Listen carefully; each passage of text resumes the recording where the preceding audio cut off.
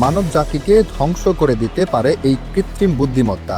AI এর godfather খ্যাত নোবেলজয়ী computer বিজ্ঞানী জেফ্রি হিন্টন সতর্ক করে বলেছেন, কৃত্রিম বুদ্ধিমত্তা মানুষের নিয়ন্ত্রণের বাইরে চলে যেতে পারে।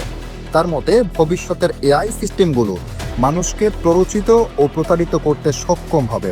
যেমন একজন প্রাপ্তবয়স্ক একটি শিশুকে সহজে মিষ্টি দিয়ে ফাঁদে ফেলতে পারে, এমনকি এআই আত্মরক্ষার্থে বিপজ্জনক সিদ্ধান্ত নিতে পারে।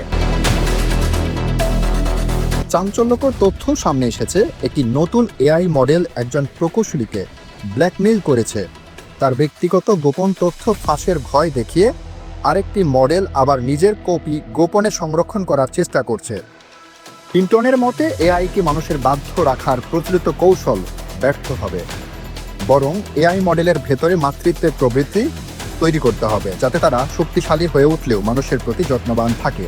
কিন্তু এআই এর গড মাদার খ্যাত ফেই লি দ্বিমত পোষণ করেছেন। তার মতে সমাধান হলো মানব কেন্দ্রিক এআই তৈরি করা, যা মানুষের মর্যাদা ও স্বাধীনতাকে সুরক্ষিত রাখবে। এমনকি ওপেন এআই এর সাবেক সিইও এমএচ শিয়ারও স্বীকার করেছেন, এআই মানুষকে ব্ল্যাকমেইল করার বা শাটডাউন এড়ানোর চেষ্টা করবে, আর এটা থামানো সম্ভব নয়। তার মতে মানুষ ও এআই এর মধ্যে সহযোগিতামূলক সম্পর্ক গড়ে তোলাই উত্তম পথ।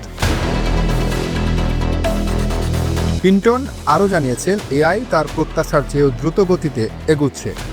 আগে যেখানে তিনি মনে করতেন এজিআই আসতে 30 থেকে 50 বছর লাগবে, এখন তার ধারণা আগামী 5 থেকে 20 বছরের মধ্যেই তা সম্ভব। তবে অন্ধকার এই আশঙ্কার মাঝেই তিনি আশা দেখছেন চিকিৎসা খাতে ক্যান্সারের উন্নত চিকিৎসা, নতুন ঔষধ আবিষ্কার কিংবা এমআরআই সিটি স্ক্যান বিশ্লেষণে এআই ভবিষ্যতে ডাক্তারদের অসাধারণ সহায়ক হবে বলেই বিশ্বাস করেন তিনি।